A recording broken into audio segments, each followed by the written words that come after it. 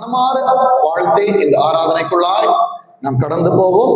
எழுதுகிற தேவ பிள்ளைகள் நான் விசுவாசிக்கிறேன். வாலிப பிள்ளைகள் எல்லாரும் சொல்லப்படுகிற வார்த்தைகளை எழுதுறீங்கன்னு சொல்லிட்டு, வாலிப வயதுல நீ ஆண்டவருக்காய் எழுதுகிறதை நீ பெரியவனாகும் போது பெரியவளாகும் போது உன் வாழ்க்கையிலே கர்த்தர் கண்ணார காண வைப்பார்.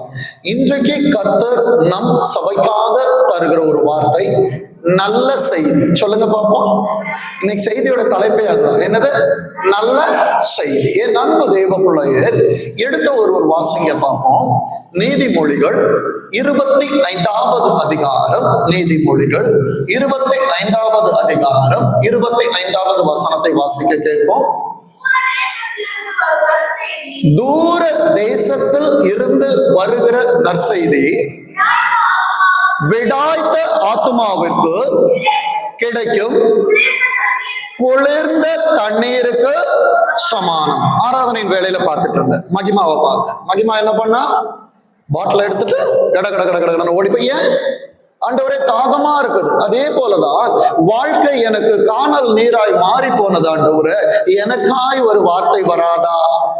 ஒரே ஒரு வார்த்தை சொல்லும், என் வேலைக்காரன் சொஸ்தமாவான் என்று சொல்லி 100க்கு அதிபதி கேட்ட விசுவாசத்தை போல, அப்பா எனக்காய் ஒரு வார்த்தை சொல்லுங்கப்பா. என் கணவன் சொஸ்தமாவார், என் மனைவி குணமாவாங்க, என் பிள்ளைகள் எல்லா காரியம் 10th எழுதுகிற பிள்ளைகள் இருக்கிறாங்க. ரிசல்ட் என்னைக்கு? 20ஆம் தேதி. ஆண்டவரே, தூர தேசத்துல இருந்து என்ன மார்க் இருக்கும்னு எனக்கு தெரியாது, ஆனால் ஒன்று தெரியும், கர்த்தர் நீ பட்ட பிரயாசங்களை மறப்பதற்கு அநீதி உள்ள தேவன் அல்லவே. என் அன்பு தேவ பிள்ளையே, இங்கே வார்த்தை நமக்கு சொல்லுகிறது, தூர தேசத்திலிருந்து எனக்கு ஒரு நற்செய்தி. எனக்கு தூர தேசம் என்ன தெரியுமா? இங்க எதுவும் அமெரிக்காவுக்கு போகலாம், ஃபிளைட்ல போயிடலாம். ஆனால் அதை காட்டிலும் தூர ஒரு தேசம். என் அன்பு தெய்வ பிள்ளைய, பரலோகத்திலிருந்து எனக்காய் ஒரு செய்தி வந்து கொண்டிருக்கிறது. அந்த செய்தி என்னவென்றால், ஏசாயா 43வது அதிகாரம். ஏசாயா 43வது அதிகாரம் 1வது வசனத்தை கவனிங்க பார்ப்போம். இப்போதும் யாக்கோபே, என் அன்பு தெய்வ பிள்ளையே, யாக்கோபு உலகத்துடைய பார்வையிலே ஒரு பூச்சியை போல இருக்கிறான். ஒரு கொசு நம்மளை கடிச்சதுன்னா என்ன பண்ணுவோம்? லெப்ட்ல கடிச்சா ரைட்ல ஒரே அடிதான், முடிஞ்சு போச்சு. இன்றைக்கு உலகத்தின் பார்வையிலே ஒரு பூச்சியா இருக்கிற என் அன்பு தேவ பிள்ளையே, கர்த்தர் உன்னை புதிதும் கூர்மையான இயந்திரமாக அழைத்து வந்திருக்கிறார். இங்கே வார்த்தை சொல்லுகிறது, இப்போதும் யாக்கோபே, உன்னை சிருஷ்டித்தவரும் இஸ்ரவேலு, உன்னை உருவாக்கினோம். மண்ணாயிருந்தோம், ஒன்றுக்கும் உதவாமல் இருந்தோம். மண்ணை எடுத்தார், அதை கையில் பிசைந்தார், மனிதனாய் படைத்தார், விலா எலும்பை எடுத்தார், மனுஷியாய் கொடுத்தார். நீங்கள் தனிமையாயிருப்பது நல்லதல்ல என்று சொல்லி பிள்ளைகளையும் கொடுத்தாரே, அந்த ஆண்டவர் தான் சொல்லுகிறார், என்னை மண்ணா இருக்கும்போது உருவாக்கினவர் இன்றைக்கு நடத்த மாட்டாரா? வேதம் சொல்லுகிறது பாருங்க. கர்த்தர் சொல்லுகிறதாவது, பயப்படாதே. ஃபர்ஸ்ட் ஆண்டவர் என்ன பண்றாரு? உங்களை மீட்டுக் கொள்ளுகிறார். எந்த பிரச்சனைகளில் இருந்து முடியாது என்று சொல்லுகிறாயோ, எந்த அக்கினி சூளைக்குள்ளாக இருந்து கதறுகிறாயோ, அங்கே இருந்து கர்த்தர் உன்னை உயரத்திற்கு மீட்டுக் கொள்ளுகிறார். அடுத்தது, உன்னை பெயர் சொல்லி அழைத்தேன். நீ யாரு? நீ யாரு? அப்ப என்னுடையவன் என்றால், அதாவது திருமணம் ஆகிற நேரத்திலே தகப்பன் மகளுடைய கையை பிடிச்சு மாப்பிள்ளை கையில கொடுப்பாரு. அர்த்தம் என்னது? இதுக்கு மேல இத்தனை வருஷம் என் பிள்ளைய நான் பார்த்துக்கிட்டேன், இதுக்கு மேல இப்ப பொறுப்பு யாருது? உங்களுடைய. என் அன்பு தேவ பிள்ளையே, இந்த ஆராதனையில கைவிடப்பட்ட அனுபவங்கள் இருக்கலாம், இல்லை என்றால் ஆண்டவரே நான் என்ன செய்வேன் என்கிற அனுபவம் இருந்தாலும், என் அன்பு தெய்வ பிள்ளையே, உன் கையை ஒருவர் பிடிக்கிறார். அவர் உன்னை பெயரை சொல்லி அழைக்கிறார். அவர் சொல்லுகிற காரியங்களை பாருங்க. நீ என்னுடையவன் என்று சொல்லி அதோடு அவர் போகல. 2வது வசனம் சொல்லுகிறது, நீ தண்ணீர்களை கடக்கும் போது, நான் எங்கதான் இருந்தேன்? உன் பிரச்சனை இருந்துச்சு, நான் உன் கூட தான் இருந்தேன். அடுத்தது, நீ ஆறுகளை கடக்கும் போது உன்னை அழிச்சிருவேன்னு சொன்னாங்க, உன் வாழ்க்கை முடிஞ்சு போச்சுன்னு சொன்னாங்க. ஆனா ஏசப்பா சொல்றாங்க, இன்னும் நான் தொடங்கவே இல்லையே. என் அன்பு தெய்வ பிள்ளைய, காலை ஆராதனையில கர்த்தர் ஒரு வார்த்தை சொன்னார். மங்கி எறிகிற திரியை அவர் அணைக்காமல் இருப்பார். அப்ப என் தீபம் அணைகிற நேரங்களில் எல்லாம் என்னை காப்பாற்றுகிற ஒரு கரம் வந்தது. அதை என்னை கையில் தூக்கி வைத்தது மாத்திரம் அல்லாமல் நான் அறியாத அநேக காரியங்களை இன்றைக்கு என்னோடு பேசிக் கொண்டிருக்கிறது. தண்ணீரை கடக்கும் போதும் கூட இருப்பேன், அடுத்தது ஆறுகளை கடக்கும் போதும் கூட இருப்பேன், அடுத்தது நீ அக்கினியில் நடக்கும் போது வேகாதிருப்பாய், அக்கினி சுவாலை உன் பேரில் பற்றது. என் பேரை சொல்லி கூப்பிட்டது ஆண்டவர். என் அன்பு தேவ பிள்ளையே, அவர் பேரை சொன்னா அந்த பேரை சொல்லுவதற்கும் சாத்தான் நடுங்குவார். என் அன்பு தேவ பிள்ளைகளே, இன்றைக்கு நான் தேவ சமூகத்திற்கு நடுக்கத்தோடு வந்திருப்பேன் என்றால் என்னை பார்த்து சாத்தான் நடுங்கிக் கொண்டிருப்பான். தேவ சமூகத்துல ஒரு நடுக்கம் இருக்கட்டும், என் வசனத்திற்கு நடுங்குகிறவனை நான் நோக்கி பார்ப்பேன் என்று வேதம் சொல்லுகிறது. என் அன்பு தேவ பிள்ளைகளை, வேதம் சொல்லுகிறது பாருங்க, அதே அதிகாரத்துல 11வது வசனத்தை வாசிங்க பார்ப்போம். நானே கர்த்தர், என்னை அல்லாமல் யார் கிடையாது, ரட்சகர் இல்ல. இன்னைக்கு நம்ம சொல்றோம், ஆண்டவரே நான் உருவாக்கி இருக்கிறீங்க ஆண்டவரே, நான் சொல்ல வேண்டியது நான் நிற்பதும் நிர்மூலமாகாமல் இருப்பதும் யாருடைய கிருபை? ஆண்டவருடைய கிருபை. அந்த கிருபை இல்லை என்றால் ஆண்டவர் என்னை இங்கே கொண்டு வந்திருக்க மாட்டாங்க. என் அன்பு தேவ பிள்ளைகளே, நானே கர்த்தர், என்னை தவிர வேறு தேவன் இல்லை என்று கர்த்தர் சொல்லுகிறார். என் அன்பு தேவ பிள்ளையே, அதே ஆண்டவர் 44வது அதிகாரத்துல 24வது வசனத்தை சொல்லுகிறார் பாருங்க. உன் மீட்பரும் எப்படி வராரு பாருங்க. தகப்பனாய் வந்தவர் இப்பொழுது என்னிடத்திலே வருகிறார், என்னை மீட்கிறவரா, உன்னை மீட்டவர் மீட்பராய் வருகிறார்.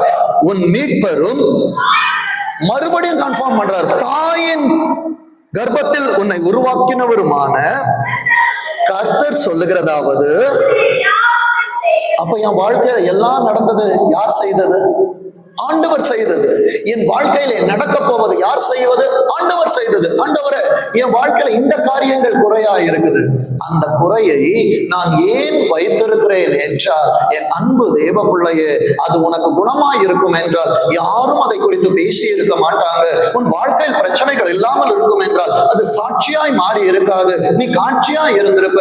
உன்னை காட்சிப்படுத்த அல்ல, உன்னை சாட்சியாய் மாற்ற வேண்டும் என்று ஆண்டவரே தன் கைகளால் உனக்கு காரியத்தை செய்ய போகிறார். வேதம் சொல்லுகிற வார்த்தையை பாருங்க. நான் எல்லாவற்றையும் செய்கிற கர்த்தர், நான் ஒருவராய். நம்ம பெட்ஷீட்டை போடுறதுக்கு கூட அப்பா இங்க வாங்க, பிள்ளைங்களை கூப்பிடும், 4 மூலையை பிடிக்கணும், போடணும். ஆனால் என் ஆண்டவருக்கு உதவி தேவையில்லை. இன்றைக்கு நான் சொல்லுகிற நற்செய்திகளில் ஒன்று, மனிதனிடத்திலே உதவியை தேடி தேடி தோற்று போன தெய்வ பிள்ளையே, ஆண்டவருக்கு உதவி தேவையல்ல. அவர் உனக்காய் உதவி செய்கிற நல்ல தகப்பனாய் உன் கூட இருக்கிறார். அந்த கரத்தை நோக்கிப்பார். அவர் சொல்லுகிறார், நான் ஒருவராய் வானங்களை விரித்து நானே பூமியை பரப்பினவர். அடுத்த வார்த்தை, நான் கட்டுக்கதைக்காரர்களின் குறிகளை அபத்தமாக்கி. சர்ச்சுக்கு போய் என்ன கிடைச்சது? இன்னும் அந்த சர்ச்சில் இருக்கிறீங்களா? இன்னும் உங்களுக்கு போராட்டங்கள் இருக்கிறதா? உங்க வாழ்க்கையில என்ன கிடைச்சது? ஆண்டவர் சொல்லுகிறார், கட்டு கதைகளை கட்டவிழ்த்து விட்டவர்களை என் ஆண்டவர் நியாயம் தீர்க்கட்டும். ஆனால் நான் தேவ சமூகத்தில் இருக்கிறேன் என்றால் எனக்கான நல்ல செய்தி, அந்த கட்டுக்கதைகளை கர்த்தர் அபத்தமாக்கி கொண்டிருக்கிறார். எத்தனை பேர் விசுவாசிக்கிறீங்க? வேதம் சொல்லுகிறது, கட்டுக்கதைகளை அபத்தமாக்கி குறி சொல்லுகிறவர்களை நிர்மூலமாக்கி. இன்றைக்கு அநேக ஞானிகள் இருக்கிறாங்க, அவங்க ஞானத்துக்கு முன்னால நம்மளால நிக்க முடியல. என் அன்பு தெய்வ பிள்ளைய, கொரிந்தியர்ல ஒரு வசனம் உண்டு, ஞானிகளை வெட்கப்படுத்தும்படியா தேவன் உலகத்துல பைத்தியங்களை தெரிந்து கொண்டார். ஏன் இந்த பைத்தியம் என்று சொல்லி கேட்கிறவர்களுக்கு நான் சொல்லுவேன், இந்த பைத்தியம் தான் அநேகருக்கு வைத்தியம் பார்க்க போகிறது. விசுவாசிக்கிறீங்களா? உன் குடும்பத்துல ஒன்ன பைத்தியம்னு சொல்றாங்க, அவங்கள பார்த்து சொல்லுங்க, இந்த குடும்பத்துக்கு நான் தான் வைத்தியம் பார்ப்பேன். என் அன்பு தெய்வ பிள்ளைய, இயேசு கிறிஸ்துவின் நாமத்துல எதை கேட்டாலும் அதை தருவேன் என்று சொன்னார் அல்லவா?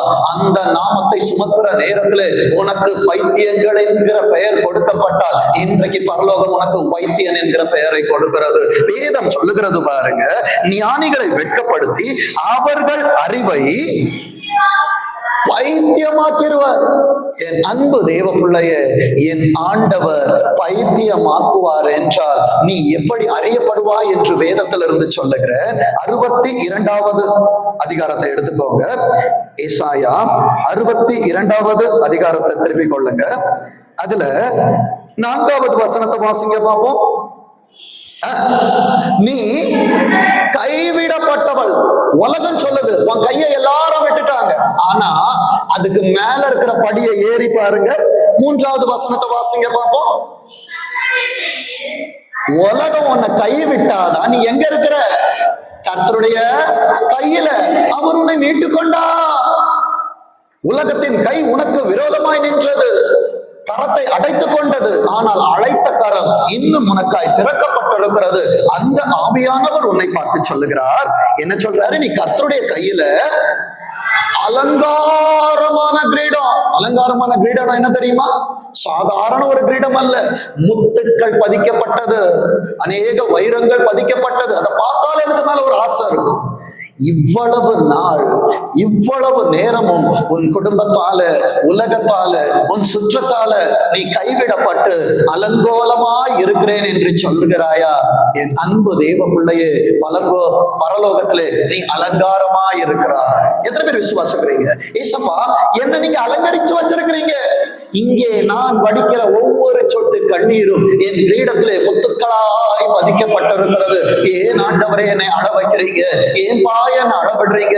ஏன் பாயன் அலைய விடுறீங்கன்னா, என் அன்பு தேவ பிள்ளையை நான் சொல்லுவேன், நீ பார்க்கிற இடத்தை கர்த்தர் உனக்கு தர வேண்டும் என்றால், உன் பாதங்கள் பட்ட இடத்துல உன் தலைமுறைகள் நாளைக்கு வாழ வேண்டும் என்றால், இன்றைக்கு ஆபிரகாமை போல, அப்பா எனக்கு என்ன தருவீர் என்று சொல்லி கேட்கிறாயே, என்ன தருவீர் என்று சொல்லி கேட்கிறவர்களுக்கு கர்த்தர் கொடுக்கிற வார்த்தை, நீ கைவிடப்பட்டவள் எனப்படாமலும், உன் தேசம், உன் குடும்பம் இனி பாழா போச்சுன்னு யாரும் சொல்ல மாட்டாங்க. உன் வேலை பாழா போச்சுன்னு சொல்ல முடியாது. உன் ஊழியம் பாழாய் போனது என்று சொல்ல முடியாது. என் அன்பு தெய்வ பிள்ளைகளே, அதை தீர்மானிப்பது மனிதன் அல்ல, அதை தீர்மானிப்பது ஆண்டவர். வேதம் சொல்லுகிறது பாருங்க, உன் தேசம் இனி பாழான தேசம் எனப்படாமலும் நீ, ஆண்டவர் அடுத்த பெயர் என்ன கொடுக்குறாங்க உங்களுக்கு? நீ யாரு? எப்சிபா. ஆனால் யாக்கோபுக்கு ஒரு பெயர் இருக்கு. உலகத்துல எனக்கு ஒரு பெயர் இருக்கு, எத்தன், ஏமாற்றுகிறவன். எங்க அப்பாவை ஏமாத்தின நான் யாக்கோபா இருந்திருப்பேன் என்றால், ஈசா கிடத்துல ஏசாவின் வஸ்திரத்தை போட்டுக்கொண்டு போய் நான் தான் ஏசா என்று உலகத்தின் ஆசீர்வாதங்களை அபகரிக்கலாம். ஆனால் ஆண்டவர் உனக்காய் வைத்திருக்கிறதான ஆசீர்வாதத்தை சுதந்திரிக்க வேண்டும் என்றால், யாக்கோபே, உனக்கான யாக்கோபு ஆற்றங்கரை வருகிற நேரத்துல கர்த்தர் உன்னை சந்திக்க வருவார். அங்கே நீயாக நில்லு. உன் பெயர் என்ன? நான் யாக்கோபு ஆண்டவரே. என் அன்பு தேவ பிள்ளையே, இன்றைக்கு உன்னிடத்தில் இருக்கிற காரியத்தை மறைக்காமல் ஒழிக்காமல் ஆண்டவரிட்ட சொல்லு. யாக்கோபு என்று சொன்னார். யாக்கோபு என்று சொன்னவனை யாக்கோபு ஆற்றம் கரையில இஸ்ரவேல் ஆக்கினார். இஸ்ரவேல் ஆக்கினவனை கர்த்தர் யெஷூரனாய் மாற்றினார். இன்றைக்கு என்னை கேட்கிற என் அன்பு தேவ பிள்ளையே, உன் குடும்பத்துல நீ எப்படி அறியப்படுகிறாய், எப்படி உன்னை சொல்லுகிறார்கள் என்பது ஒருவேளை நிற்கிற ஊழியக்காரனுக்கு தெரியாது, அனைத்த தெய்வத்திற்கும் தெரியும். அவர் உனக்கு ஒரு பெயரை சொல்றாரு, நீ எப்சிபா என்றும், உன் குடும்பத்துக்கு ஒரு பெயர் இருக்கு, உன் தேசம் பியூலா என்றும் சொல்லப்படும். அடுத்த வார்த்தை இருக்கு பாருங்க, உன் தேசம் உன்னை பிரிச்சிருவான்னு சொன்னாங்க, உன் வாழ்க்கையை கெடுத்துருவேன்னு சொன்னாங்க, உன்னை இல்லாம பண்ணிருவேன்னு சொன்னாங்க. ஏசப்பா சொல்றாங்க, உன் தேசம் என்ன பண்ண போகுது? வாழ்க்கப்பட போகுது. வாழ்க்கைப்பட்டால் நடக்கிற காரியம் என்ன தெரியுமா? என் அன்பு தேவ பிள்ளையே, 8வது வசனத்தை வாசிங்க பார்ப்போம். இனி உன் தானியத்தை சத்துருக்களுக்கு ஆதாரமாக கொடு. ஏசப்பா என்ன சொல்றாங்க? ஆண்டவரே, நான் சம்பாதிச்சுட்டு வரேன், அது பொத்தலான பைக்கு போகுது ஆண்டவரே, அது தேவையில்லாத காரியங்களுக்கு போகுது ஆண்டவரே. இன்றைக்கு ஒரு நல்ல செய்தி வருகிறது. நீ சம்பாதிக்கிற காரியத்தை, உன் தானியத்தை கர்த்தர் சத்துருக்களுக்கு தரமாட்டார். விசுவாசிக்கிறவர்கள் வலது கரத்தை உயர்த்தி ஏசப்பாட்ட சொல்லுங்க, ஆண்டவர் என் வலது கையை பிடித்திருக்கிறார், நான் அநேக சாதிகளுக்கு கடன் கொடுப்பேன், என் தானியத்தை கர்த்தர் சத்துருக்களுக்கு கொடுக்க விடமாட்டார். அடுத்த வார்த்தை, உன் பிரயாசத்தினால் ஆகிய உன் திராட்சை ரசத்தை அந்நிய புத்திரர் குடிப்பதும் இல்லை என்று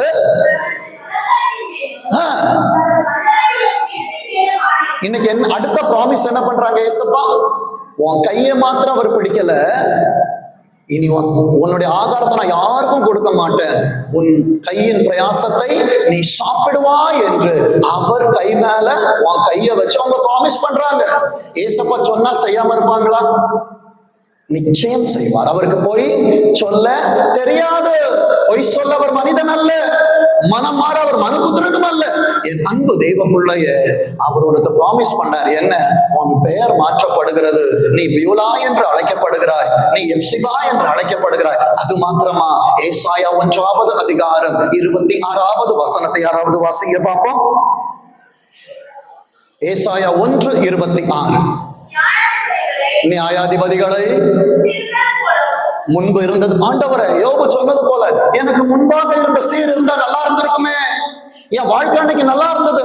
திருமணமான புதுசுல நானும் என் கணவரும் நாங்க அநேக இடங்களுக்கு போயிட்டு வந்தப்பா. குடும்பம் வளர வளர, பிள்ளைகள் வளர வளர, பொறுப்புகள் அதிகமாக ஆக, ஆண்டவரே இன்றைக்கு எங்களுக்குள்ளாக பரஸ்பர அன்பு இல்லாமல் இருக்கிறது. ஆண்டவர் சொல்லுகிறார், மறுபடியும் அந்த நாட்களை கர்த்தர் உனக்கு கொண்டு வந்து கொண்டிருக்கிறார். அடுத்த வார்த்தை சொல்லுகிறது, உன் ஆலோசனைக்காரர் ஆதியில் இருந்தது போலவும். ஆண்டவர் என்ன பண்றாங்களா? நீங்க எதையெல்லாம் இழந்தீங்களோ, எதையெல்லாம் சகித்தீர்களோ, எல்லாவற்றையுமே ஆண்டவர் உங்களிடமாய் திரும்ப பண்ணி கொண்டிருக்கிறார். எத்தனை பேர் விசுவாசிக்கிறீங்க? ஏசப்பா சொன்னா செய்வாங்க. இழந்த சந்தோஷம், இழந்த நிம்மதிகள், இழந்த ஒவ்வொரு காரியங்களை கர்த்தர் உங்க பக்கத்துல அவர் கொண்டு வந்தாங்கன்னா அங்க உங்களுக்கு ஒரு பேர் வைக்கிறார் பாருங்க. வாசிங்க. நீ யாரு? ஏசப்பாவுக்காக நீதி செய்தாயே, ஏன் திருச்சபைக்கு போகிறாய், ஏன் வேதத்தை சுமக்கிறாய், ஏன் ஆண்டவருக்காய் வாழுகிறாய் என்று சொன்னாங்கல்ல.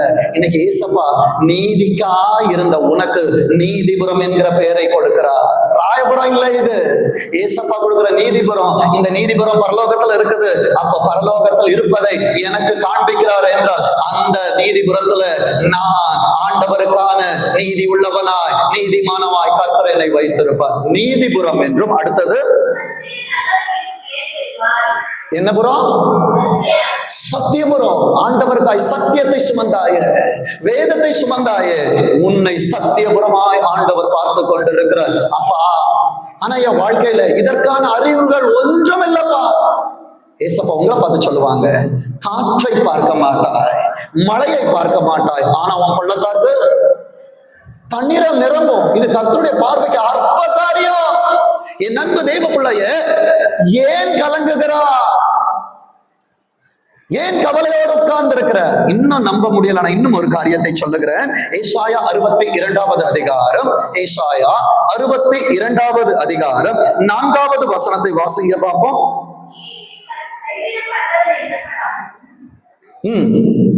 வாசிங்க சிஸ்டர். 63:4 sister, sorry 63:4. நீதிபுரம் என்று ஆண்டவர் உன்னை பார்த்து சொன்னாரு, சத்தியபுரம் என்று உன்னை சொன்னாரு. அப்பா, என் நிலை இன்னும் மாறவில்லை ஆண்டவரே, இன்னும் நான் இருந்த நிலையிலே இருக்கிறேன், இன்னும் ஆண்டவரை அக்கினி சூளைக்குள் கிடைக்கிறேன், இன்னும் சிங்க கெபிகளுக்குள்ளாய் நான் இருக்கிறேன் என்று சொன்னாய் அல்லவா?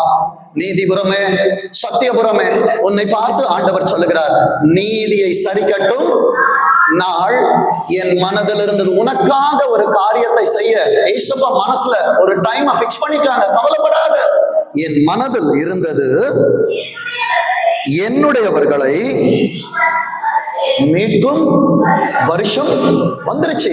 எப்படி நம்புவேன்? ஆண்டவரே, இந்த வருஷம் எனக்கு சபைக்கு ஒரு வாக்குத்தத்தம் கொடுத்திருக்கிறீங்க. என்ன? ஏற்ற காலத்துல மழைய பெய்ய பண்ணுவேன். ஆண்டவரே, நோவாவை போல என்ன பேழைய கட்ட வச்சீங்க. என் கணவனை நான் சம்பாதிச்சுட்டேன், என் மனைவியை சம்பாதிச்சுட்டேன், என் பிள்ளைகளை சம்பாதிச்சுட்டேன். எப்பப்பா உள்ள விட்டு கதவை பூட்ட போறீங்க?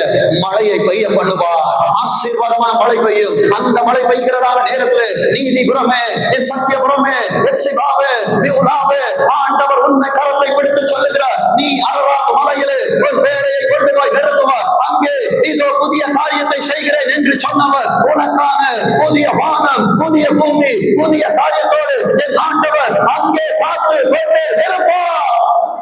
அதற்கு நான் செய்ய வேண்டிய ஒரு காரியம் உண்டு. ஏசாயா 48வது அதிகாரம், ஏசாயா 48வது அதிகாரம் 18வது வசனத்தை வாசிங்க பார்ப்போம். ஏசாயா 48:18. என் கற்பனைகளை கவனித்தாயானால். இன்னைக்கு ஏசப்பா உன் வாழ்க்கையில எப்படி உன்னை நினைச்சவங்க கற்பனை பண்றாங்கன்னு சொல்றாங்க. உன்னை கையில வச்சிருக்கிற, மண்ணா இருந்த உன்னை மறுபடியும் உருவாக்குகிறேன், உன் குடும்பத்தை கட்டுறேன், பேழைக்குள்ளாய் உன்னை காப்பாற்றி கொண்டிருக்கிற, மழையை கொடுக்க போகிற, நீ உயரத்தில் மிதக்க போகிறா, நீ ஆசீர்வாதமா இருக்க போகிறாய். இது ஆண்டவருடைய கற்பனை. அதை நீ கவனிக்கணும். சந்தேகப்படுகிறவன் காற்றில் அவன் அலைவுபடுகிறவனாய் இருக்கிறான். நான் சந்தேகப்படக்கூடாது. என் ஆண்டவர் சொன்னா நிச்சயம் செய்வார். வேதம் சொல்லுகிறது, என் கற்பனைகளை கவனித்தாயானால் நலமாயிருக்கும். நீ நல்லா இருக்கணும்னு ஏசப்பா சொல்றாங்க. அடுத்தது, அப்பொழுது உன் சமாதானம் நதியை போலவும் உன் நீதி சமுத்திரத்தின் அலைகளை போலவும் இருக்கும். சந்தேகப்பட்டா நான் அலைஞ்சுக்கிட்டே இருப்பேன். நான் சந்தேகப்படாமல் இருப்பேன் என்றால் என்னை சந்திக்கிறவர் எனக்கானதை சொல்லிக்கிட்டே இருப்பாரு. அவர் சொல்லிக்கொண்டே இருக்கிறதான நேரத்துல உன் எதிர்காலத்தை குறித்தும் அவர் பேசுகிறார். 19வது வசனத்தை வாசிங்க. அப்பொழுது உன் சந்ததி மணலை தனையாகும். ஆபிரகாம் இடத்துல மணலை காட்டினாரு. என் சந்ததி இப்படி இருக்கும் ஆண்டவரே, என் தலைமுறை என்னோடு ஒளிந்து போகாது.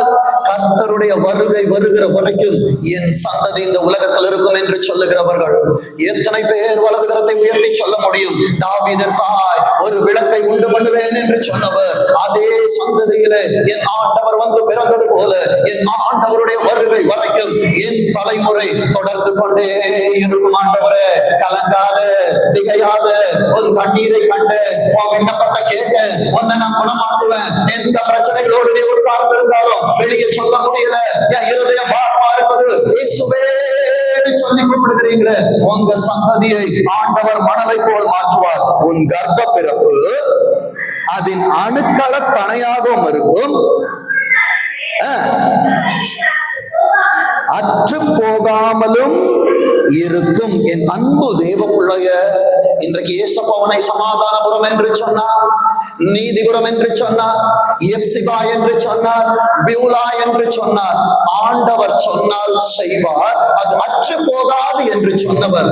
ஆண்டவரை, நீங்க சொன்னதுக்கும் இன்னைக்கு நான் நிக்கிற நிலைமைக்கும் சம்பந்தமே இல்லை ஆண்டவரை. என் அன்பு தேவ பிள்ளைய, இன்னைக்கு நைட்டு, இன்னைக்கு என் வாழ்க்கை ரூத்தை போல கதிர் பொறுக்க வந்தேன். ஆனா நாளைக்கு எந்த களத்தில் நான் கதிர் பொறுக்கினேனோ அதை கர்த்தர் எனக்கு சொந்தமாக்கி தருவார். விசுவாசிக்கிறீங்களா? என் அன்பு தேவ பிள்ளைகளை, ஆண்டவர் ஒரு காரியத்தை செய்வேன் என்று சொன்னார், அதை செய்யாமல் இருக்க மாட்டார். என் அன்பு தேவ பிள்ளையே, என் வாழ்க்கை வனாந்திரமா இருக்குப்பா, சாத்தியக்கூறிகள் ஒன்னும் இல்லை. என் அன்பு தேவ பிள்ளைய, பெருமழை இறைச்சலை சீக்கிரத்தில் பார்க்க போகிறாய். அதே அதிகாரத்துல 21வது வசனத்தை வாசிங்க. அவர்களை வனாந்திரத்துல நடத்தும் போது, ஏசப்பா உங்க கைய பிடிச்சிருக்கிறாங்கன்ற நம்பிக்கை இருந்துச்சுன்னா அது வனாந்திரமா இருந்தாலும் போங்க, அக்கினியா இருந்தாலும் உள்ள போயிட்டு என்னன்னு சுத்தி பார்த்துட்டு வாங்க, சிங்க கெபியா இருந்தாலும் உள்ள போய் ஆய் சொல்லிட்டு வாங்க. என் அன்பு தேவ பிள்ளைய, என் ஆண்டவர் வனாந்திரத்துல தூதர்களின் அப்பத்தை கொடுத்தார், ஒருவனும் சாகவில்லை. வேதம் சொல்லுகிறது, அவர்களை வனாந்திரத்தில் நடத்தும் போது அவர்களுக்கு தாகமா இருந்ததில்லை, கண்மலையிலிருந்து தண்ணீர் அவர்களுக்கு சுரக்க பண்ணினார். கசப்பான அனுபவத்தோடு வந்திருக்கிற தேவ பிள்ளையே, மாறாவிற்கு பக்கத்துல வந்துச்ச மரமா ஏசப்பா வராங்க. வந்தால் உனக்கான தண்ணீர் சுரந்து வரும். சுரந்து வருகிறதான காரியம் ஆசீர்வதிக்கப்பட்டு இனிமையா இருக்கும். எத்தனை பேர் சொல்றீங்க, என் வாழ்க்கை இனிமையாகும், என் பாடுகள் பாடல்களாகும், கர்த்தர் நித்தமும் என்னை நடத்துவா. வேதம் சொல்லுகிறது, சுரக்க பண்ணினார், கண்மலையை பிளந்தார். கண்மலையை பார்த்து மோசே இடத்துல பேச சொன்னார், அடித்தார், தண்ணீர் வந்தது. எனக்காக கண்மலை எங்க? கொல்கதா மேட்டில எனக்கான கண்மலை சிலுவையிலே பிளக்கப்பட்டது. கடைசி சொட்டு ரத்தம் வரையும் வெளியே ஓடி வந்தது. அவர் அரும்புகளால் காப்பாற்றப்பட்டாய், அவர் ரத்தத்தால் நீக்கப்பட்டாய், அவரால் நீ பாதுகாக்கப்பட்டிருக்கிறாய். வேதம் சொல்லுகிறது, கண்மலையை பிளந்தால் தண்ணீர் எப்படி வந்துச்சா? என் அன்பு தெய்வ பிள்ளையே, அது ஓடி வந்துச்சுன்னா, ஏசப்பா இன்னும் நம்ப முடியலப்பா. இன்னும் ஒரு வார்த்தை வாசிங்க. ஏசாயா 46வது அதிகாரம், ஏசாயா 46வது அதிகாரம் 3-4 வாசிங்க பாப்போம். யாக்கோபின் சந்ததியாரு இஸ்ரவேல் சந்ததியில் மீதியாக. அப்ப நம்ம யாரு? மீதியானவங்க.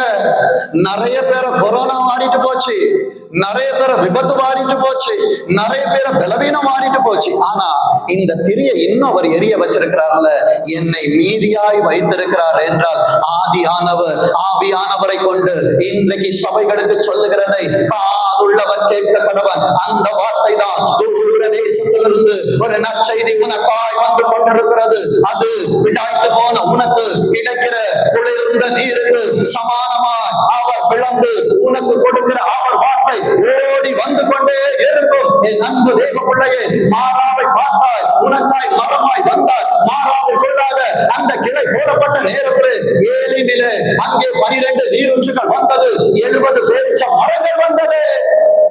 12 மாதங்களை எப்படி கடப்பேன் என்று சொல்லுகிறாயா? 12 நீரூற்றுகள் தண்ணி உனக்கு வந்துட்டே இருக்கும்.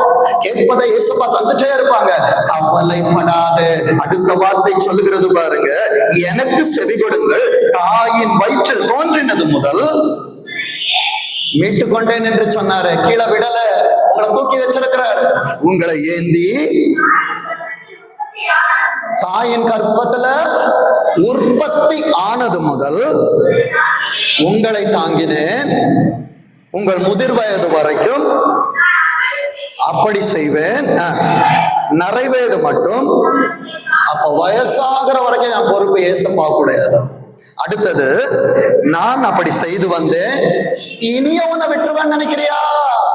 நீ என்னை விட்டு தூரம் போனாலும் உன்னை மறந்துடுவேன்னு நினைக்கிறியா? இல்ல, அப்பான்னு சொல்லி ஓடி வந்து பாரு. கெட்ட குமாரன் நடந்து வந்தான், அப்பா ஓடி போறாரு. ஏசப்பான்னு சொல்லி வந்துட்டேன்னா ஏசப்பா உனக்காக ஓடி வருவாங்க. விசுவாசிக்கிறியா? ஆனா முதல் அடி ஆண்டவருக்காய் நீ எடுத்து வைக்கணும். வேதம் சொல்லுகிறது பாருங்க, இனியும் ஏந்துவேன், நான் சுமப்பேன். அடுத்தது என்ன பண்றாரு? நான் தப்பு வைப்பேன். என் அன்பு தேவ பிள்ளைகளே, இன்றைக்கு எந்த யுத்த களத்துல இருந்து நீ வந்திருக்கிற என் அன்பு தேவ பிள்ளையே, யுத்த களம் எதுவா இருந்தாலும் ஆண்டவர் இன்றைக்கு உன் கரத்தை பிடித்து சொல்லுகிறார், இந்த யுத்தம் உங்களுக்குரியது அல்ல. உங்களுக்கான களம் என்ன தெரியுமா? வயல்வெளி. உன் ஆகாரத்தை சத்துருக்கு நான் கொடுக்க மாட்டேன், நீ உட்கார்ந்து சாப்பிடு. அப்பா யுத்தம் இருக்குதுப்பா. யாத்திராகம் 14:14 கர்த்தர் உங்களுக்கு யுத்தம் பண்ணுவார், நீங்கள் சும்மா இருப்பீங்க. என் அன்பு தேவ பிள்ளைய, சில நேரத்துல நீங்க உங்க கேள்வி, ஆவியானவர் பாரத்தை போடுறாங்க, ஏன்பா என்னை யுத்தத்துல கொண்டு போய் நிறுத்துறீங்க? குதிரை யுத்த நாளுக்கு ஆயத்தமாக்கப்படும். அப்ப நீ ஆயத்தமா இருக்கணும். ஒரு ஃபயர் இன்ஜின் இருக்குதுன்னா எப்ப தீப்பிடிக்கணும்னு தெரியாது. தீப்பிடிச்சதுக்கு அப்புறம் நான் போய் தண்ணியை நிரப்பணும். பரிசுத்த ஆவியானவர் உன் இன்ஜினை எப்பயுமே நிரப்பி இருக்கணும். யுத்த களம் எப்பொழுது வரும் என்று தெரியாது. யுத்த களம் வருகிற நேரத்துல ஆயத்தமா இருக்கணும். ஒருவன் யுத்தத்தை தைரியமா ஃபேஸ் பண்ணலாம். இன்று வரைக்கும் அவன் பேசப்படுகிறான். வேதத்திலிருந்து பார்ப்போமா? 1 சாமுவேல் 17வது அதிகாரத்தை எடுத்துக்கோங்க. 1 சாமுவேல் 17வது அதிகாரத்தை எடுத்துக்கோங்க. என் அன்பு தேவ பிள்ளையே, வேதம் சொல்லுகிறது, 3வது வசனத்தை வாசிங்க பாப்பா. 17:3. பெலிஸ்தியர் அந்த பக்கத்தில் ஒரு மலையின் மேலும் இஸ்ரவேலர் இந்த பக்கத்தில் ஒரு மலையின் மேலும் நின்றார்கள். அவர்களுக்கு நடுவே ஒரு பள்ளத்தாக்கு இருந்துச்சு. இன்னைக்கு 2 டீம் நிக்கிறாங்க. ஒருத்தர் உலகத்தின் பேனரை பிடிச்சிட்டு நிக்கிறாங்க, ஒருவர் ஆண்டவரின் நாமத்தை பிடித்து நிக்கிறாங்க. ஆனால் இந்த ஆண்டவரின் நாமத்தை அறிந்ததான தேவ பிள்ளைகள் பயப்படுகிறார்கள். அவர்களுக்கு நடுவே ஒரு பள்ளத்தாக்கு. இங்க இருந்து யாரும் போக முடியாது, அங்கிருந்து வரல. எப்ப சத்ரு வருவான், அவன் பயந்து கொண்டிருக்கிறான். வேதம் சொல்லுகிறது பாருங்க 4வது வசனத்துல, அப்பொழுது காத்தூரானாகிய கோலியாத் என்னும் பேருள்ள ஒரு வீரன் பெலிஸ்தியரின் பாளையத்திலிருந்து புறப்பட்டு வந்து நடுவே நிற்பான். என் அன்பு தேவ பிள்ளைய, இங்க பார்த்தா உலகத்தின் பார்வையில, நம்ம பார்வையில பார்க்கும்போது நம்ம என்ன சொல்லுவோம்? ஏசப்பா ஒரு யுத்தம் நடக்குது, நாங்க உங்க கொடியை பிடிச்சிருக்கிறோம். அவங்க சைட்ல இருந்து கோலியாத்திற்கு அடையாளமா சாத்தான் வந்து நிக்கிறான். சாத்தான் எங்களோட போராடுறான். ஆனா அவனுக்கு விரோதமா யுத்தம் பண்ண நீங்க ஏசப்பா வரமாட்டீங்க. என் அன்பு தேவ பிள்ளைய, அவர் பின்னால் இருந்து செயல்படுவார், உன்னை முன்பாய் அனுப்புவார், உன் பெயரை பெருமைப்படுத்துவார், உன்னை ஆசீர்வதிப்பார். அவங்க அந்த பக்கத்துல நிக்கிறாங்க, இங்க நிக்கிறாங்க. கோலியாத் வந்து அவன் அவர்களை பார்த்து சவால் விட்டு கொண்டிருக்கிறான். என் அன்பு தேவ பிள்ளையே, 13வது வசனத்தை வாசிங்க பார்ப்போம். ஈசாயினுடைய 3 மூத்த குமாரர் சவுலோட கூட யுத்தத்திற்கு போயிருந்தார்கள்.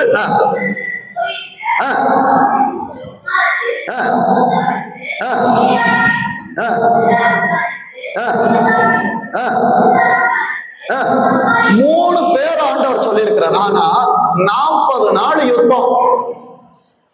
யாரும் போல இன்றைக்கு சபையிலே நான் பெரியவன், குடும்பத்திலே நான் பெரியவன், என் வேலையிலே நான் பெரியவன் என்று சொல்லுவீர்கள் என்றால், என் ஆண்டவர் பைத்தியங்களை தெரிந்து கொள்ளுகிற ஆண்டவர். விசுவாசிக்கிறீங்களா? கோலியாத்துடைய குணாதிசயம் என்னன்னு சொல்லி பைபிள் அழகா சொல்லுது. ரொம்ப உயரமா இருப்பான். என் அன்பு தேவ பிள்ளைய, சவுலை ஆண்டவர் தெரிந்து கொள்ளும் பொழுது சவுலுடைய குணாதிசயம் எப்படி இருந்துச்சு தெரியுமா? எல்லா மனிதர்களை காட்டிலும் அவன் உயரமுள்ளவனாய் இருந்தான். ஏசப்பாக்கு தெரியும் ஒரு யுத்தம் வரும். என் அன்பு தேவ பிள்ளைய, ஆனால் யுத்தம் வருகிற நேரத்துல அவனுக்குள்ளாய் ஆவியானவருடைய அனல் இல்ல. கோலியாத்தை பார்த்து பயந்துட்டான். இன்றைக்கு என் அன்பு தேவ பிள்ளைய, எந்த பிரச்சனைகளை அளவை பார்க்காத, அதன் வீரியத்தை பார்க்காது. உலகத்தில் இருப்பவனிலும் உங்களில் இருக்கிறவர் பெரியவர் இருக்கிறார். யார் பெரியவன் என்று பார்ப்பதை காட்டிலும் பெரியவர் என்னோடு இருக்கிறார் என்று பார்க்க பழகுங்க. என் அன்பு தேவ பிள்ளைய, இந்த யுத்தம் எவ்வளவு நாள் நடக்குதுன்னு பாருங்க. 16வது வசனத்தை வாசிங்க பார்ப்போம். 16 சிஸ்டர், 16. அந்த பெலிஸ்தியன் காலையிலும் மாலையிலும் எத்தனை நாள்? 40 நாள். இதே மாதிரிதான் 40 நாள் போய் சுத்தி பார்க்க ஒரு டீம் போயிட்டு வந்தது. 10 பேர் துர்ச்செய்தியை கொண்டு வந்தான், 2 பேர் நல்ல செய்தியை கொண்டு வந்தான். ஆனா சில நேரத்துல மெஜாரிட்டி அங்க அதிகம். அப்ப அவர்களோடு சேர்ந்து நாமும் கஷ்டப்படணும்.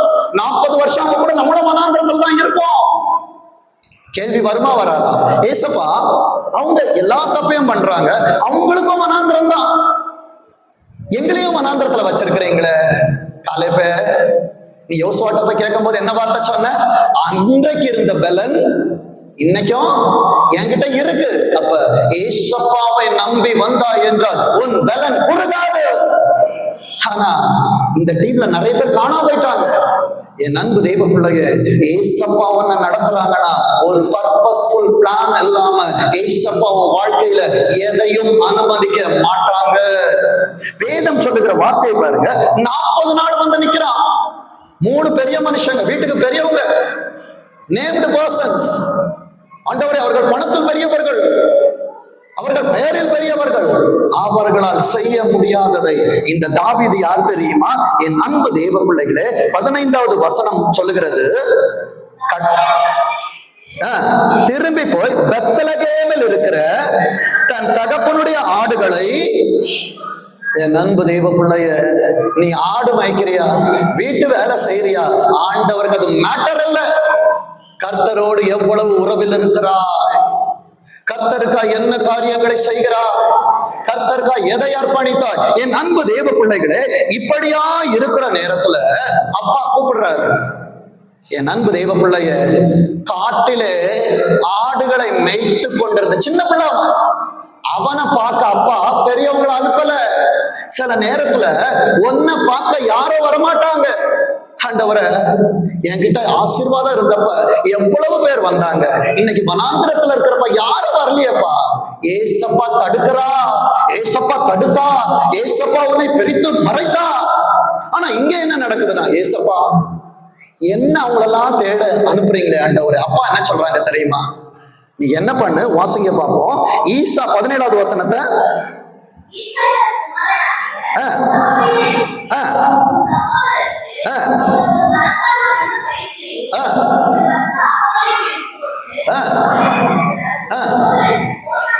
ஓட்டமா ஒரு நிக்காத வழியில நின்றாத. என் அன்பு தேவ பிள்ளையே, உன்னை குறித்து கவலைப்படுவதற்கு பெற்றோர் கூட கிடையாது. அவனுக்காவது ராணுவத்துல நேரத்துக்கு சாப்பாடு கிடைக்கும். காட்டிலே ஆடுகளை மேய்த்து கொண்டிருக்கிற தாவீது, சிங்கத்தின் பற்களுக்கு ஆடுகளை காப்பாத்தணும். ஆட்டுல ஒண்ணு குறைஞ்சவனுக்கு வீட்டுல சாப்பாடு இல்ல. சாப்பாடு நீ எப்ப சாப்பிடுவேன்னு தெரியாது. என் அன்பு தேவ பிள்ளைய, இந்த அனுபவத்தில் உட்கார்ந்து கொண்டிருக்கிறாயா? கர்த்தர் உன்னிடத்திலே ஒரு செய்தியை கொடுத்து அனுப்புறாரு. இன்னைக்கு உனக்கு வலிக்குது, ஏசப்பா உங்களுக்காக சுமந்து சுமந்து ஓடுறேன்பா, உங்களுக்காக ஆண்டவரை கால் கடுக்க ஓடுறேன், உங்களுக்காக மணிக்கணக்கு பிரசங்கிக்கிறேன். இன்றைக்கு வலிகள் இருக்கும். ஆண்டவர் உன்னை செய்தியை சுமந்து அனுப்புகிறார் என்றால் உனக்கு தெரிஞ்ச செய்தி இதுதான். ஆண்டவர் மறைத்த செய்தி இன்னும் முடியல. அந்த செய்தி என்ன தெரியுமா? வேதம் சொல்லுகிறது பாருங்க. 19வது வசனத்தை வாசிங்க.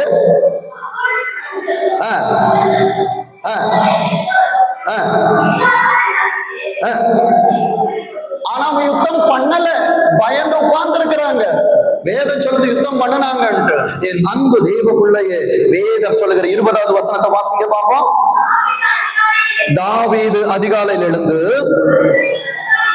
ஏனோ தானோன்னு விட்டுட்டு போல பொறுப்பில் கொடுத்து போகிறான்.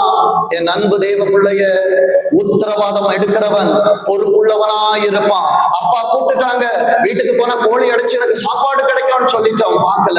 தன்னிடத்திலே கொடுக்கப்பட்ட வேலைக்கு உத்தரவாதம் எடுத்தான். இன்றைக்கு கர்த்தர் உன்னை நம்பி கொடுத்த ஒவ்வொரு பொறுப்புகளுக்கும் உத்தரவாதம் எடு. அதை காவலாளிகள் வசத்திலே ஒப்பு கொடுக்கிறான். ஒப்பு கொடுத்துட்டு என்ன பண்றான்? என் அன்பு தேவ பிள்ளைகளை ஈசாய் தனக்கு கற்பித்தபடியே எடுத்துக்கொண்டு போய் ரதங்கள் இருக்கிற இடத்திற்கு வந்தான். காட்டுல ஆட்டுக்கு பின்னால நடக்கிறவனுக்கும் யுத்தம் செய்கிறவனுக்கும் சம்பந்தம் இல்ல. இன்றைக்கு நீ வாழுகிற வாழ்க்கைக்கும் இன்றைக்கு நடந்து கொண்டிருக்கிற காரியத்திற்கும் சம்பந்தம் இல்லை. அது உனக்கு தெரியாது, சம்பந்தப்படுத்துவா. நடந்த காரியம் என்ன தெரியுமா? என் அன்பு தெய்வ பிள்ளைகளை 22 வாசிங்க பாப்போம்.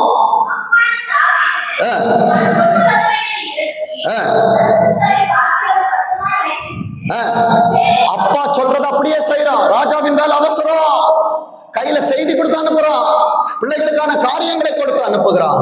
என் அன்பு தெய்வ பிள்ளையே, அண்ணன்களுக்கு கொடுக்க வேண்டியதை ஆடுகளை மேய்த்தவன் சேனைகளுக்குள்ளாக ஓடி அவன் செய்கிறான். தன் சகோதரரை பார்த்து, நல்லா இருக்கிறீங்களா, இன்னைக்கு உன் குடும்பத்தை பார்த்து நல்லா இருக்கிறீங்களா, அவ்வளவுதான். அடுத்தது ராஜாவுடைய வேலை இருக்கு. ஏன் ஆண்டவர் உன் கையில் செய்தியை கொடுத்தார், ஏன் ஆண்டவர் உன் இடத்துல பொறுப்பை கொடுத்தார் என்று இப்போ காண்பிச்சு தர வேதம் சொல்லுகிறது பாருங்க. 23 வாசிங்க.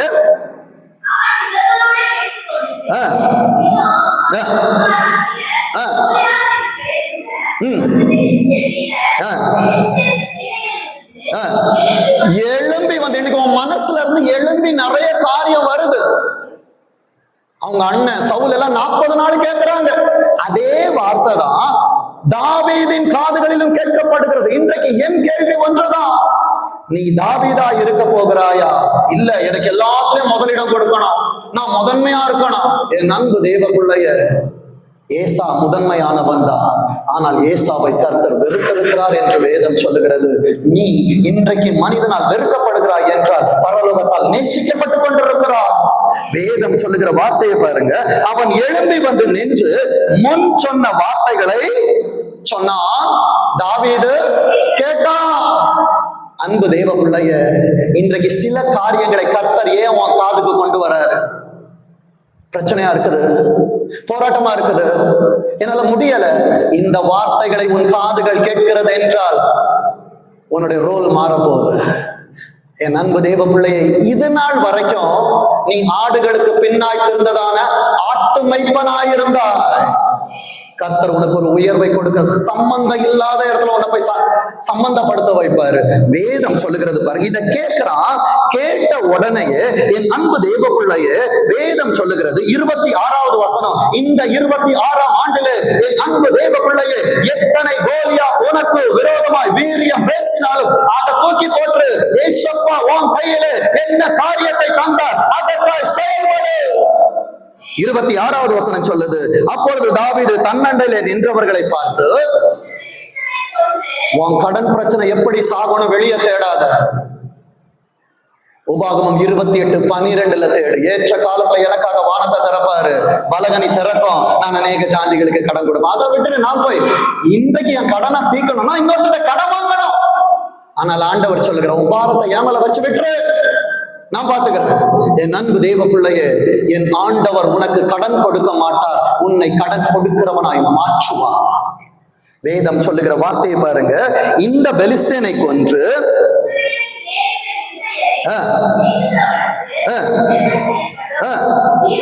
ஜீவனுள்ள தேவனை நிந்திக்கிறதற்கு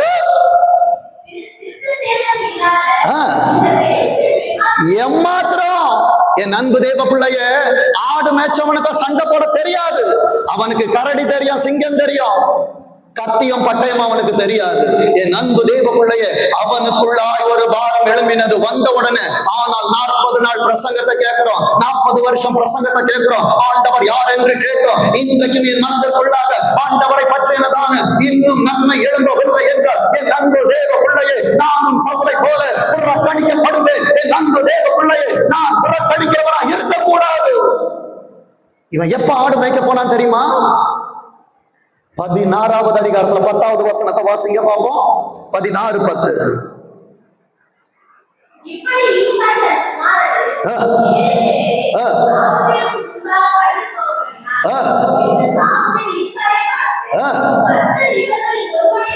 கர்த்தர் இவங்களெல்லாம் தெரிஞ்சுக்கல, 7 பேரை புறக்கடிச்சார். அடுத்தது அடுத்த வார்த்தை, இன்னும் எல்லோருக்கும் இடம். அப்ப அப்பாவே எத்தனை பேரை தான் கொண்டு வந்து நிறுத்தி இருக்காரு? 7 பேரை தான் கொண்டு வந்து நிறுத்துறாரு. இன்றைக்கு உன் குடும்பம் உன்னை மறந்தது, உன் உறவுகள் உன்னை மறந்தது, ஆனால் ஆண்டவர் மறக்கவில்லை. எப்படி சாமுவேலை கொண்டு வந்து இன்னும் யாராவது இருக்கிறாங்களான்னு கேட்க வைத்தாரு, அதே போல இன்றைக்கு வார்த்தை, என் மகனே உனக்கு நான் என்ன செய்யட்டும்? இன்றைக்கு உன் தலையிலே அபிஷேகம் ஊற்றப்படுகிறது. இந்த அபிஷேகத்தை வாங்கிட்டுதான் நான் பாஸ்டர் ஆயிட்டேன், ரெவரண்ட் ஆயிட்டேன்னு சொல்லிட்டு உலகத்தை கலக்க தாவீது போல கர்த்தருடைய வேலைக்காய் காத்து கொண்டிருந்தான். ஆடுகளை மேய்க்க போனா, ஏசப்பா அபிஷேகம் பெற்றவன் எங்கே இருக்க வேண்டுமோ அங்கே அவனை சரியான நேரத்திலே கர்த்தர் கொண்டு வந்து சேர்ப்பான். உன் வேலை முடிஞ்சிருச்சு அப்படின்னா ஏசப்பா விலகிடுவாங்க. ஆனா உன் வேலை இன்னும் முடியல தாவீதே, நீ சவுல் அல்ல, நீ தாவீது. அவன் என்ன பண்றான் தெரியுமா? 28வது வசனத்தை வாசிங்க. 17:28. 17:28.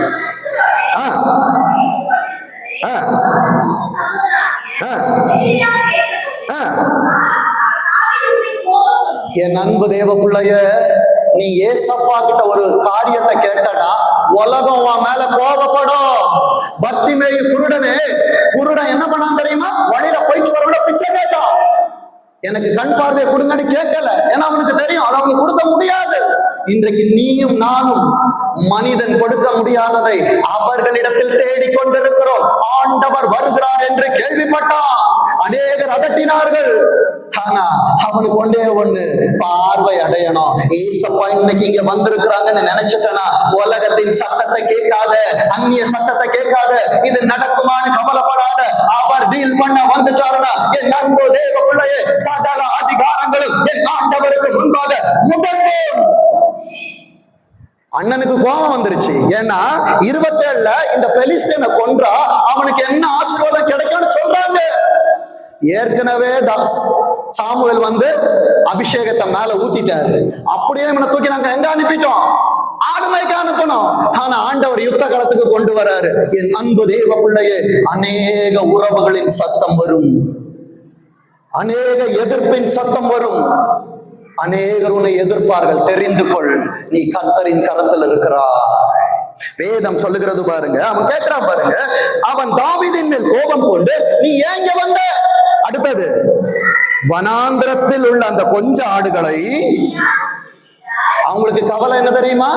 தம்பி கரடி கிட்ட சிங்கத்துக்கிட்ட மாட்டாம எனக்காக ஆசீர்வாதத்தை சுமந்து அப்பா கொடுத்ததை கொண்டு வந்தானேன்றது கவலை இல்லை. ஆட்டை யார்கிட்ட கொடுத்துட்டு வந்த? ஆட்டுக்கு இருக்கிற மரியாதை கூட தாவீதிற்கு இல்லை. என் அன்பு தேவ பிள்ளையே, இன்றைக்கு பொருட்களுக்கும் பணத்திற்கும் கொடுக்கப்படுகிற மதிப்பு உனக்கு இல்லாமல் இருக்குதா? இந்த வார்த்தை உனக்கு தான். வேதம் சொல்லுகிறது பாருங்க, அவன் அடுத்தது என்ன சொல்றான் பாருங்க, யுத்தத்தை பார்க்க அல்லவா வந்தான், உன் துணிகரத்தை உன் இருதயத்தின் அகங்காரத்தை நான் அறிவேன். இதெல்லாம் உன் காதுல போக கூடாது. அண்ணன் அப்புறம் பாத்துக்கலாம். 20 வருஷம் கழிச்சு வந்தா ஏசப்பா டீல் பண்ணிடுவாரு. ஏசப்பா டீல் பண்ணிட்டாருன்னா, என்னை அழிப்பேன் என்று சொன்ன ஏசா இஸ்ரவேல யாக்கோபே உன்னை பார்க்கும் போது கழுத்தை கட்டி பிடிச்சு அழுவான். அதான் ஏசப்பா பார்த்துப்பாரு. எனக்கு இன்னைக்கு ஒரு பிரச்சனை இருக்குது, சாத்தானின் களத்திலே போரிட போர் வீரனாய் நான் திகழ்ந்து வர வேண்டும். வேதம் சொல்லுகிறது பாருங்க, என் அன்பு தேவ பிள்ளையே, 29 சொல்றான். அதற்கு தாவீது, நான் இப்பொழுது செய்தது என்ன? நான் வந்ததற்கு ஏசப்பா ஒரு பர்பஸ் இல்லாம, ஒரு ரீசன் இல்லாம இன்னைக்கு இந்த வார்த்தையை உன் காதுல கேட்க விட மாட்டாங்க. என் அன்பு தெய்வ பிள்ளையே, நேற்று 3 மணி நேரம் உட்கார வச்சு எழுத வைத்ததை உனக்கு பிரசங்கிக்கவில்லை. கர்த்தர் இருதயத்தில் எழும்ப பண்ணுகிற கையளவு மேகம் பெருமழையாய் உன் மீது ஊற்றிக் கொண்டிருப்பதை, உன் மேல அபிஷேகமாய் ஊற்றிக் கொண்டிருக்கிற நான் அதுக்கெல்லாம் இங்க வரல. அவன் நான் சொல்லுகிற காரியத்தை பாருங்க, அவன் டைம் வேஸ்ட் பண்ணல. அம்மாட்ட கேட்டோம் கிடைக்கல, அப்பாட்ட கேட்டோம் கிடைக்கல, ஏன் பரலோகத்தை தட்டல? டைம் வேஸ்ட் பண்ணாதீங்க. என் அன்பு தேவ பிள்ளைய 30வது வசனத்தை வாசிங்க. அவனை விட்டு வேறொரு இடத்துல, அவ்வளவுதான், இங்க கிடைக்கலையா, அடுத்து என்ன கிடைக்கும் கன்ஃபார்ம் பண்றான். இந்த பெலிஸ்தீனை கொன்னா எனக்கு என்ன கிடைக்கும்? என் அன்பு தெய்வ பிள்ளையே, வேதம் சொல்லுகிறது, ஜனங்கள் முன் போலவே உத்தரவு சொன்னான். ஒவ்வொருத்தையா கேட்டுட்டு இருக்கிறான், எனக்கு என்ன ஆசீர்வாதம் கிடைக்கும்? என் அன்பு தெய்வ பிள்ளையே, ஏசப்பா கிட்ட ஒவ்வொரு நாளும் ஆபிரகாமை போல, ஈசாக்கை போல, யோசேப்பை போல, தானியேலை போல, எசேக்கியேலை போல நீ கேட்கிற அனுபவம் இருக்கணும். கேட்டுக்கிட்டே இரு. எரேமியா 33:3 தானே சொல்லுச்சு, நீ என்னை நோக்கி கூப்பிடு, நான் உனக்கு உத்தரவு கொடுத்து நீ அறியாததும் உனக்கு எட்டாததுமான பெரிய காரியம்.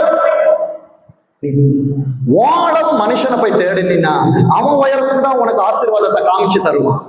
ஏசப்பாவை பார்க்க போனீன்னா அவரது உயரத்துக்கு உன்னை தூக்கி காட்டுவாரு. என் அன்பு தேவ பிள்ளையே, அவன் இவங்க கிட்ட எல்லாம் கேட்டுட்டு இருக்கிறான். என் அன்பு தேவ பிள்ளையே, இன்றைக்கு நீ தேவனிடத்தில் கேட்கிற காரியம் ஒரு நாள் ராஜாவிற்கு முன்பாக பேசப்படும். விசுவாசிக்கிறீங்களா? மொர்தெகாயே, இன்றைக்கு நீ வாசல்ல உட்கார்ற, நாளைக்கு உனக்கு இருக்கா தெரியாது.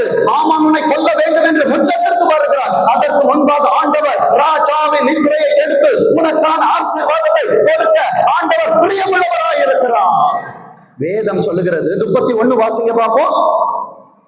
தாவீது சொன்ன வார்த்தைகளை அவர்கள் கேட்டு அதை சவுலின் சமூகத்தில் அறிவித்தார்கள். அப்ப இன்றைக்கு தேவ தூதர்கள் ஆண்டவர் கைனி நிற்பதை தேவ சமூகத்துக்கு கொண்டு போவாங்க. ஏசப்பா, ஆண்டவரே எனக்கு தெரியாது ஏசப்பா.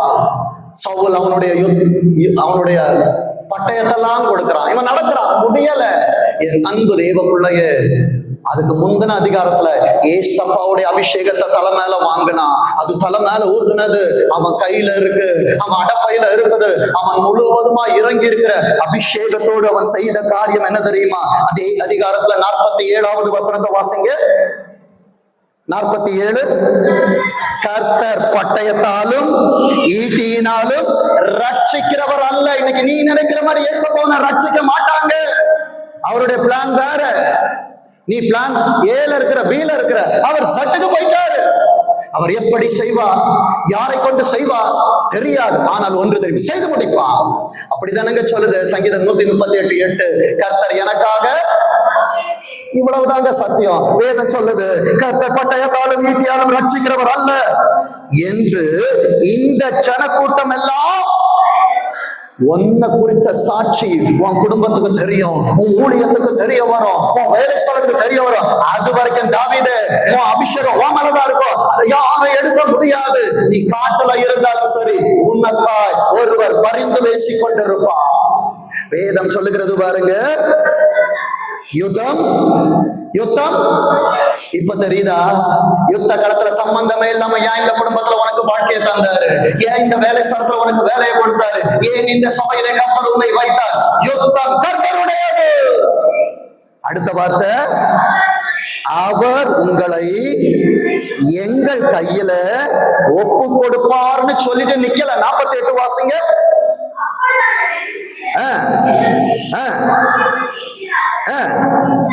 கிட்டி வருகையில் தாவீது தீவிரமாய் அந்த சேனைக்கும் அந்த பெலிஸ்தியனுக்கும் எதிராக ஓடுகிறான். சவுலை போல முடங்கிறாத, எலியாவை போல சூறைச்செடிகளை படுத்துறாத. நீ பண்ண வேண்டிய தூரம் வெகு தூரம். ஏசப்பா உனக்கான சாப்டரை நான் சொல்லுகிறேன். இந்த ஆராதனையில ஸ்டார்ட் பண்ணிட்டு இருக்கிறாரு. உட்கார்ந்துறாத, உன் கண்ணீரை யாருக்கும் காட்டிடாத. என் அன்பு தேவ பிள்ளையே, உன் பலனை விட்டுறாத. ஏசப்பா உன்னை கட்டி எழுப்பி சொல்றாங்க, நீ பண்ண வேண்டிய பிரயாணம் இன்னும் வெகு தூரம் என்று. என் அன்பு தேவ பிள்ளைய என்ன பண்ணான் தெரியுமா? என் அன்பு தேவ பிள்ளைய அவன் ஓடுனது மட்டும்தான் தெரியும். அங்கே நடக்கிற காரியத்தை பாருங்க. 50வது வசனத்தை வாசிங்க. இவ்விதமாக ஒரு கவனினாலும் ஒரே ஒரு கல்லினாலும் பெலிஸ்தியனை மேற்கொண்டு அவனை மடங்கடித்து அவனை கொன்று போட்டான். அவன் கையிலே பட்டயம் இல்லை. இன்றைக்கு உன் கையில பணம் இல்லாமல் இருக்கலாம், உன் கையில பதவி இல்லாம இருக்கலாம். ஒரு நாளிலே எல்லாவற்றையும், நீ இழந்து போன எல்லாவற்றையும் கர்த்தர் உன் கையிலே திரும்ப வைப்பார், திரும்ப கொடுப்பார். உன் பெயரை கொடுப்பார், உன் ஆசீர்வாதத்தை கொடுப்பார், உன்னை வாழ வைப்பார், உன் பெயரை பெருமைப்படுத்துவார். என் அன்பு தேவ பிள்ளைகளை, கர்த்தர் உன்னை ஆசீர்வதித்தார். உன் ஆசீர்வாதம் எப்படி இருக்கும் தெரியுமா? ஆடு மேய்ச்சலுடைய என்ன யுத்தத்துக்கு கொண்டு வந்து பேச வச்சீங்க. பேச வச்ச யார்கிட்ட? ஆயுதம் கொடுக்காம பிரச்சனையை பார்க்க வச்சீங்க. பார்க்க வைப்பது மாத்திரம் அல்லாமல் அந்த பிரச்சனையை முடிச்சிட்டீங்க. ஆண்டவரே, என் வாழ்க்கை எப்படி இருக்கும்? கர்த்தர் உங்களுக்கு கொடுக்கிற ஆசீர்வாதத்தின் வார்த்தை 1 சாமுவேல் 18வது அதிகாரம் 1 சாமுவேல் 18வது அதிகாரம் 7வது வசனத்தை வாசிங்க. 7வது நாளிலே என்ன செய்வேன் என்று சொல்லி தேவ சமூகத்திலே கண்ணீர் வடிக்கிற தேவ பிள்ளையே, இன்றைக்கு உன் எதிர்காலத்தை குறித்த சாட்சி இப்படியா இருக்கும் என்று ஆண்டவர் சொல்லுகிறார். வேதம் சொல்லுகிறது, அந்த ஸ்திரீகள் ஆடி பாடுகையில் சவுல் கொன்றது 1000, தாவீது உன்னை அவர் கொண்டு வந்தது நீ ஒன்றும் இல்லாமல் இருந்து 10,000களை உன்னிடத்திலே கொடுக்கும்படியா சிறு மந்தையே கர்த்தர் உன் கரத்திலே ராஜ்யத்தை கொடுக்க உன்னை கொண்டு வந்திருக்கிறார். சாட்சி சொல்லுகிறது.